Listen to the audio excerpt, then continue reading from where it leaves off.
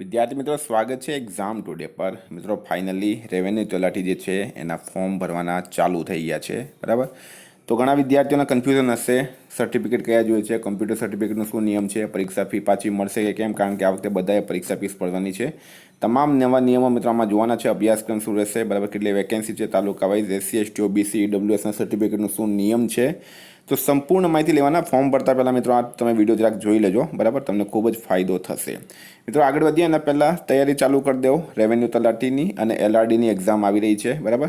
તો Gujarat police constable અને તલાટી માટે એક્ઝામ ટુડેનું લેટેસ્ટ 6 મહિનાનું કરંટ અફેર્સ મિત્રો. આની અંદર તમને મંથલી કરંટ અફેર્સની પીડીએફ મળશે, સાથે ટોપિક વાઇઝ કરંટ અફેર્સની પીડીએફ મળશે, અને આઈપીએલ 2025, બજેટ 2025, જીઆઈ ટેગ, બદલાયેલા વર્તમાન પદાધિકારી, પુસ્તક લેખક, company CEO, brand ambassador, Ayodhya GK, economy current, Olympic, Paralympic, sports GK, champions trophy, Padma award 2025 જેવી બધા ટોપિક મિત્રો આની અંદર ઇન્ક્લુડ રહેશે, બરાબર. GPSC, STI, high court, PSI, RMC જેવી તમામ પરીક્ષાઓમાં 100% કરંટ અફેર અમારું પૂછાયું છે. તો પીડીએફ માટે માત્ર 120 રૂપિયા 9510411961 પર ગૂગલ પે, ફોનપે, પેટીએમ કંઈ પણ કરો, સ્ક્રીનશોટ મોકલી આપો, 2 મિનિટમાં પીડીએફ મળી જશે. તો તમારે ડેમો કોપી જોવી હોય મિત્રો તો પણ તમે આ નંબર પર કોન્ટેક્ટ કરી શકો. એલઆરડી વાળા તો ખાસ મિત્રો અત્યારે પીડીએફ લઈ લેજો. ગુજરાતની સૌથી સસ્તી કરંટ અફેર્સની પીડીએફ છે અને 25 માર્કનું કરંટ અફેર્સ તમને આમાં પૂછવામાં આવશે. તો આ નંબર પર કોન્ટેક્ટ કરો તમને ડેમો કોપી જોઈતી હોય તો, બરાબર. નહીં તો આ નંબર પર 120 રૂપિયા પેમેન્ટ કરો, સ્ક્રીનશોટ મોકલી આપો, 2 મિનિટમાં પીડીએફ મળી જશે. હવે રેવન્યુ તલાટીવાળા મિત્રો તૈયારી ચાલુ કરી દો. પૂરો અભ્યાસક્રમ છે, બરાબર. એપ્લિકેશનની લિંક ડિસ્ક્રિપ્શનમાં આપી છે. પૂરો અભ્યાસક્રમ રેવન્યુ તલાટીનો આવશે. અને ગુજરાત પોલીસ કોન્સ્ટેબલવાળાને પણ કહી દઉં, એપ્લિકેશનની લિંક ડિસ્ક્રિપ્શન બોક્સમાં આપી છે. તમામ વિષયોની ટેસ્ટ સિરીઝ મળશે, રિઝલ્ટ પણ મળશે, સોલ્યુશન પણ મળશે. હવે તમારી તૈયારી થઈ ગઈ છે, તમે વાંચી લીધું છે, જેટલી મેક્સિમમ ટેસ્ટ આપશો એટલો ફાયદો થશે. 500થી વધારે ટેસ્ટનો ભંડાર છે, રોજ નવી ટેસ્ટ અપડેટ થાય છે મિત્રો, બરાબર. એપ્લિકેશનની લિંક ડિસ્ક્રિપ્શન બોક્સમાં આપી છે. આવી રીતના તમે ટેસ્ટ આપી શકો છો. આ મોબાઈલ સ્ક્રીન પર તમે જોઈ શકો, આવી રીતના ટેસ્ટ આપી શકો. મિત્રો, આપણે ટોપિક પર આવીએ.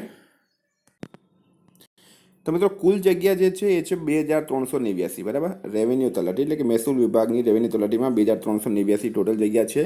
ફોર્મ મિત્રો તમારા 26/5/2025થી ફોર્મ ભરવાના ચાલુ થઈ ગયા છે. છેલ્લી તારીખ છે 10/6/2025 સુધી, બરાબર. આ ફોર્મ ક્યાં ભરવાના છે મિત્રો? તો ઓજસ વેબસાઇટ પર ભરવાના છે. ઓજસ વેબસાઇટ પર આ ફોર્મ ભરવાના છે. હવે અહીંયા તમે મેઇન માહિતી તમને આપું છું. ઓનલાઈન અરજી કરતી વખતે ઉમેદવારોએ પોતાની શૈક્ષણિક લાયકાત, વય, જાતિ તેમજ અન્ય લાયકાત બધા જ અસલ પ્રમાણપત્રો પોતાની સાથે જ રાખવાના રહેશે અને અરજી પત્રકમાં તે પ્રમાણપત્રોમાં દર્શાવ્યા મુજબની જરૂરી વિગતો ભરવાની રહેશે. આમ પોતાના બધા જ પ્રમાણપત્રો જેવા કે શૈક્ષણિક લાયકાત, વય, શાળા છોડ્યાનું પ્રમાણપત્ર, કેટેગરી, બરાબર, માજી સૈનિક તેમજ અન્ય લાયકાતના અસલ પ્રમાણપત્રોને સાથે રાખીને ઓનલાઈન અરજીમાં પોતાના પ્રમાણપત્રોને આધારે સાચી વિગતો ભરવાની રહે છે, બરાબર. અરજીમાંની ખોટી વિગતોને કારણે અરજી રદ થવા પાત્ર બને. આથી ઓનલાઈન અરજીપત્રક ઉમેદવારે કાળજીપૂર્વક ભરવાનું રહેશે. તો અપલોડ કરવાના નથી, બરાબર, સાથે તમારે રાખવાના છે. તો મિત્રો, અહીંયા તમે જે છે જિલ્લા વાઇઝનું આ એક સ્ક્રીનશોટ લઈ લો. કયા જિલ્લામાં કેટલી જગ્યા છે, બરાબર. અમદાવાદમાં 113 છે, બરાબર. એવી રીતના તમે જોઈ લો અને આનું એક સ્ક્રીનશોટ લઈ લો. તમામ જિલ્લાઓમાં કેટલી જગ્યા છે એનો એક સ્ક્રીનશોટ લઈ લો તમે આ રીતના, બરાબર. અને તમારે કયા જિલ્લામાં પ્રિફરન્સ આપવાની છે એ તમારે ખાસ જોઈ લેવાનું છે. અનામત જગ્યાઓ મૂળ ગુજરાતના અનામત વર્ગના ઉમેદવારો માટે જ અનામત છે. આ તમારે ધ્યાન રાખવાનું છે, બરાબર. અનામતનું જે નિયમ છે, બરાબર. જે તે કેટેગરીમાં કુલ જગ્યાઓ પૈકી મહિલા ઉમેદવારો માટે અમુક જગ્યાઓ અનામત હોય ત્યારે મહિલા ઉમેદવારોની અનામત જગ્યાઓ સિવાયની બાકી રહેતી જગ્યાઓ ફક્ત પુરુષ ઉમેદવારો માટે જ અનામત રહેશે. હવે મિત્રો વાત કરીએ આપણે તો ફિઝિકલ ડિસેબિલિટી કોઈ પાસે હોય તો આ નિયમ રહેશે. એમને આટલો ટકા જે છે એ ફાયદો થશે આની અંદર ફિઝિકલ ડિસેબિલિટીમાં. દિવ્યાંગ ઉમેદવારો માટે મિત્રો આ ખાસ સૂચના આપવામાં આવી છે તલાટી ફોર્મ ભરતી વખતે. આપણે ટોપિક પર આવીએ. હવે છે વય મર્યાદા, બરાબર. ઉંમર જાહેરાતમાં દર્શાવેલ અરજી સ્વીકારવાની છેલ્લી તારીખ 10/6/2025 એટલે કે 10/6/2025ના રોજ તમારી ઉંમર ગણવામાં આવશે. અરજી સ્વીકારવાની છેલ્લી તારીખના રોજ ઉમેદવાર 20 વર્ષ પૂરા કરેલા હોવા જોઈએ અને 35 વર્ષ પૂરા કરેલ ન હોવા જોઈએ. આ બે વસ્તુ તમારે યાદ રાખવાની છે. સામાન્ય કેટેગરી મહિલા ઉમેદવારોને 5 વર્ષની છૂટ છે. અનામત કેટેગરી પુરુષ ઉમેદવારોને 5 વર્ષની છૂટ છે. અનામત કેટેગરીના મહિલા ઉમેદવારોને 10 વર્ષની છૂટ છે. સામાન્ય કેટેગરીના દિવ્યાંગતા ધરાવતા પુરુષ ઉમેદવારોને 10 વર્ષની છૂટ છે, બરાબર. અને મહત્તમ ઉંમર મિત્રો 45 વર્ષ છે. આ પણ તમારે ખાસ ધ્યાન રાખવાની છે. મહત્તમ ઉંમર 45 વર્ષ છે. અનામત કેટેગરીના દિવ્યાંગતા ધરાવતા પુરુષ ઉમેદવારોને 15 વર્ષની છૂટ છે.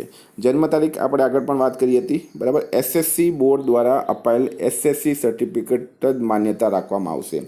જો અહીંયા સ્ટારમાં કરું છું તમને, ગુજરાત ગૌણ સેવા પસંદગી મંડળ દ્વારા જન્મ તારીખના પુરાવા માટે એસએસસી બોર્ડ દ્વારા આપેલ એસએસસી પ્રમાણપત્ર જ માન્ય રાખવામાં આવશે. તો તમારે એ પ્રમાણે જ જન્મ તારીખ લખવાની છે.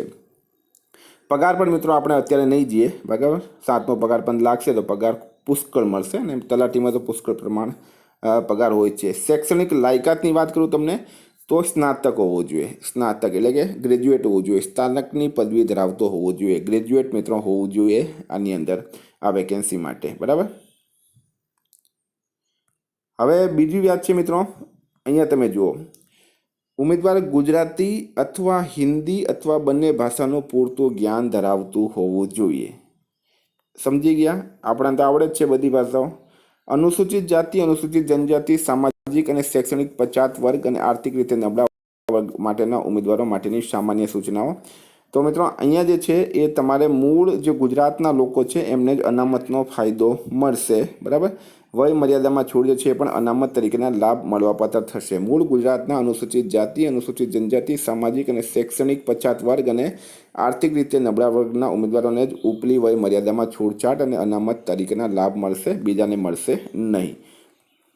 ઓનલાઈન અરજીપત્રકમાં વિગતો ભરતી વખતે જાતિ એટલે કે કેટેગરી અંગે જે વિગત દર્શાવેલી હશે તે અરજીપત્રક કન્ફર્મ થયેલી જાતિમાં પાછળથી કોઈ ફેરફાર કરવાની વિનંતી ધ્યાને લેવામાં આવશે નહીં. એટલે કે ફોર્મ ભરતી વખતે તમે પૂરેપૂરું ધ્યાન રાખજો.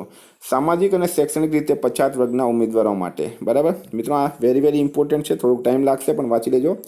સામાજિક એટલે કે SC/BCના ઉમેદવારોને નાણાકીય વર્ષ 2022-23 અને 24-25ની આવકના આધારે ઉન્નત વર્ગમાં સમાવેશ ન થતો હોય એવા અંગેનો સામાજિક ન્યાય અને અધિકારિતા વિભાગના તારીખ 27/4/2010ના ઠરાવ ક્રમાંક જે છે રાજ્ય સરકારની નોકરી માટે નિયત થયેલ પરિશિષ્ટ 4 મુજબ ગુજરાત નમૂનામાં નોન ક્રિમિનલ સર્ટિફિકેટ 1/4/2023થી અરજી સ્વીકારવાની છેલ્લી તારીખ 10/6/2025 સુધીમાં મેળવેલું હોવું તેવું પ્રમાણપત્ર રજૂ કરવાનું. SC/BC વાળા ધ્યાન આપજો, તમારું સર્ટિફિકેટ 1/4/2023થી 10/6/2025 વચ્ચેનું હોવું જોઈએ, બરાબર.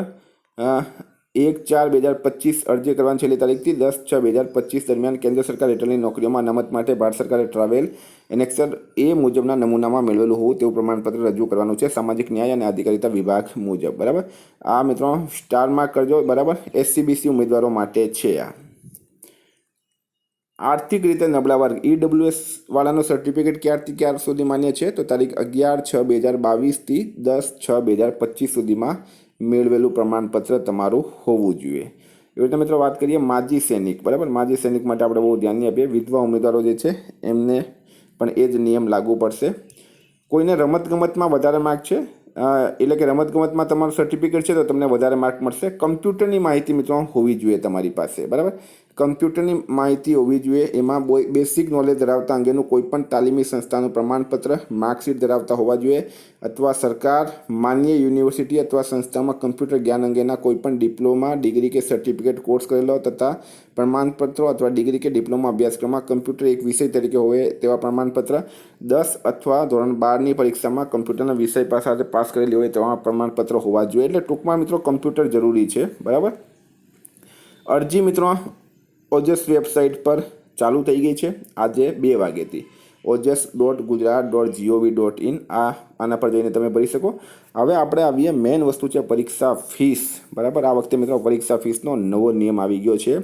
બિન અનામત વર્ગે 500 રૂપિયા ભરવાના છે. જે જનરલ કેટેગરી છે એને 500 રૂપિયા ભરવાના છે. અનામત વર્ગે મિત્રો 400 રૂપિયા ભરવાના છે, બરાબર. તમામ કેટેગરીની મહિલા જે છે અનુસૂચિત જાતિ, જનજાતિ બધાએ 400 રૂપિયા ભરવાના છે.